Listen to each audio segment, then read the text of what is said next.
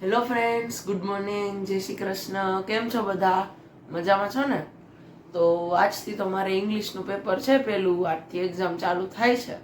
તો બધાય best of લક કમેન્ટમાં કરી દેજો અને મારું પેપર સારું જાય એવી શુભકામના આપજો. તો આજથી તો હું મમ્મીને લાઈવમાં હેલ્પ કરીશ. તો વાંચવાય બેસવું પડશે રોજ. હા ઓ વાંચવા તો બેસવું પડે ને. હવે પેપર ચાલુ થતા હોય. કેટલું છે પેલું પેપર? ઇંગ્લિશનું. ઇંગ્લિશનું છે ને. તો કેટલા વાગે છે એક્ઝામ? 12:30 વાગે ચાલુ થશે ને 5:30 વાગે પૂરી. શું 5:30 વાગે? 3:30? 3:30. તને તો સ્કૂલનો ટાઈમ મગજમાં ચડી ગયો કે હું? હા, હાઈલે રાખે. તો પછી કેમાં જાશો તમે એક્ઝામ આપવા? પપ્પા તો હોય નહીં એ ટાઈમે. પપ્પા તો જોબ ઉપર હોય. રિક્ષામાં. કરી લીધું નક્કી? હા. એમ ફાઇનલ થઈ ગયું કા? તો હું પછી સવારનું શેડ્યુલ શું છે તારું? કાંઈ નહીં, બસ 12:30 વાગે નીકળી જઈશ. એટલે સીધો 12:30 વાગે ઉઠીશ નહીં સવારે વહેલો? ઉઠવાનું તો હવે પછી રોજ પેપર હોય તો આપણે રોજ એ પ્રમાણે ઉઠીએ, પછી વાંચવાનું, નાઈ ધોઈને નાસ્તો પાણી કરીને જવાનું, પેપર દઈને આવતું રહેવાનું. નાસ્તો પાણી કે 12 વાગે તો જમવાનું જ હોય ને? ઉઠીને તો નાસ્તો કરવાનો ને. હા, ઉઠીને નાસ્તો હોય. હા, પછી 12 વાગે જમી અને પછી આવતું રહેવાનું પેપર ભરીને. આવતું રહેવાનું પેપર ભરીને. પછી બધા લોક જોઈ લીધો હશે. હા હો, તો બધાને કહી દે all the best, best of luck તને કોમેન્ટ. હા તો એમ બધાને કે તને કે એમ કહું. કેજો કમેન્ટમાં લખી નાખજો બધાય. હા, all the best, best of લક જે લખો હોય. હા, અને સારા એવા આશીર્વાદ આપો કે કહાનભાઈ વેલા સાજા થઈ જાય ને 10 દિવસ પછી પાટો ખુલે તો કમ્પ્લીટ પગ હોય ને એમાં કોઈ લોચા લચ્ચી હોય નહીં. તો લાગતું જ નથી અત્યારે હોય એવું, કારણ કે દુખતોય નથી બહુ. એને પગ માંડવાનો તો ભારી શોખ થાય કા? કંટાળી જાવ આખો દી એમને સીધો ને સીધો પગ. કાને સાચું કહું, હું કંટાળી જાઉં છું.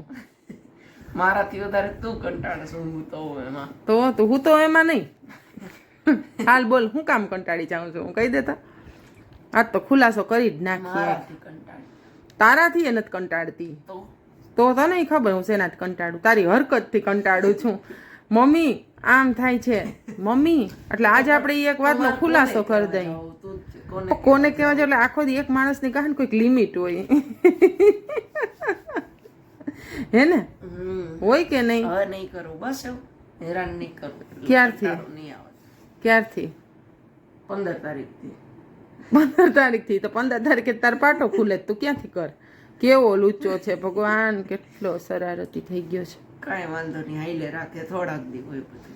એમાં એવું થયું કે પછી એના ફ્રેન્ડ આવે ને ત્યાં સુધી વાંધો ન હોય. અને ફ્રેન્ડ ઘરમાંથી ગયા પછી જે મગજમારી ચાલુ થઈ ને એ તો મારા બાપુ, હું એક જ મારું મન જાણે છે એવી. એમ હાઈલે રાખે. ક્યાં જાજાદી છે ને એના પપ્પાને આખો દી હેન્ડલ ન કરવો પડે ને એટલે એટલી એની દયા આવે, એટલી દયા ખાતા હોય કે બિચારો ક્યાં જાય, બિચારો ક્યાં જાય. તો તને ન કે તો એ કરે કે એમ કહેતા હોય, કારણ કે એને આ બધું ફેસ કરવાનું ન હોય. સવારથી વયા ગયા હોય, રાતે ઘરે આવે છે એટલે એને એટલો છુટકારો છે આ બધી વસ્તુથી. અને હું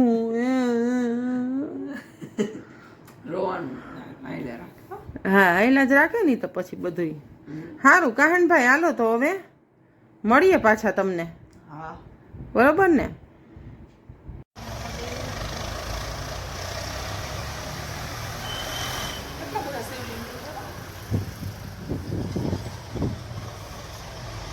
કેટલા બધા શિવલિંગ ને મસ્ત મજાનું મંદિર છે. રામેશ્વર મહાદેવ.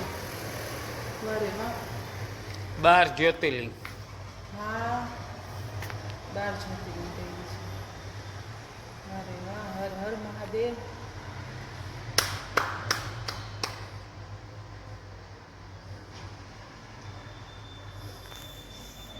મંદિર છે. રસ્તામાં જોયું કા?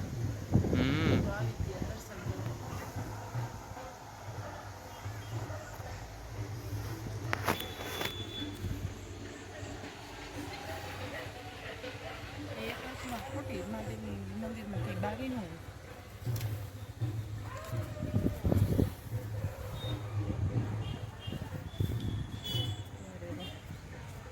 સમજો આખું શિવલિંગ છે આ કા? આપણે જેને કર્યા ને પ્રદક્ષિણા એ આખું શિવલિંગ છે. શિવલિંગ જેવો આકાર છે.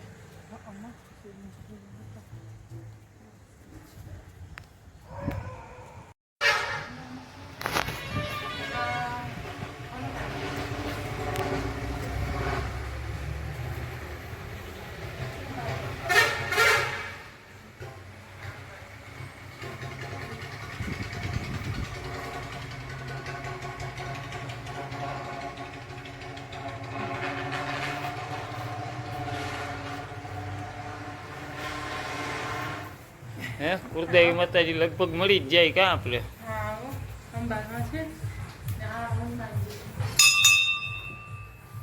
સ્વામિનારાયણ મંદિર આ રામ ભગવાનનું મંદિર છે. એ હનુમાનજી.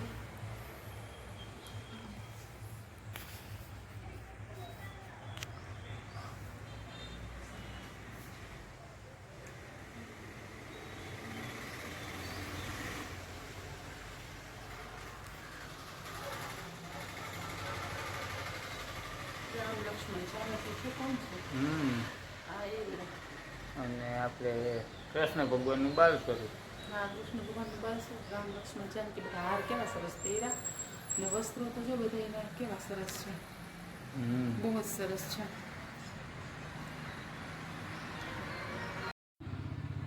હે હા જો ઘોડા ને હા રાંદલ માતાજી છે કે કઈ બીજું છે?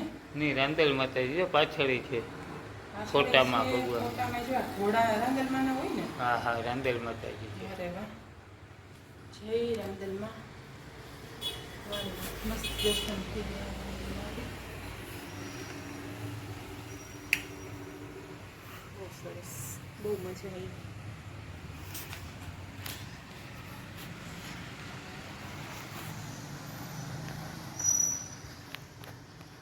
આપણે રામેશ્વર મહાદેવના દર્શન કર્યા પછી અહીંયા હનુમાનજી હમ ને રામ લક્ષ્મણ જાનકી ને ને અંબેમાં. આશ્રમ છે અને અહીંયા આપણે રાંદલમાના મંદિરના દર્શન કર્યા બહુ સરસ મજા મજા આવી ગઈ ને સારું થાક ઉતરી ગયો આખા દિવસનો.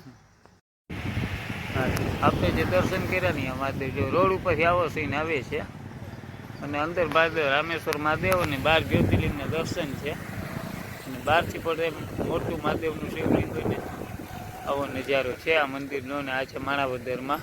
ક્યારેક નીકળો માણાવદરથી તો જોવાનું ચૂકતા નહીં. આજે તો પપ્પાઈ ઘરે નથી અને મમ્મીને આવી રસોઈ બનાવવાની આડ તો એને પાર્સલ મંગાવ્યું છે તો બતાવું તમને શેનું પાર્સલ છે. પાઉંભાજી ખોલ તો ખરા. બ્રેડ આપણે આવી ગઈ ડબલ ભાજી. તમને શું લાગે એમ આટલું ખાઈ જશે?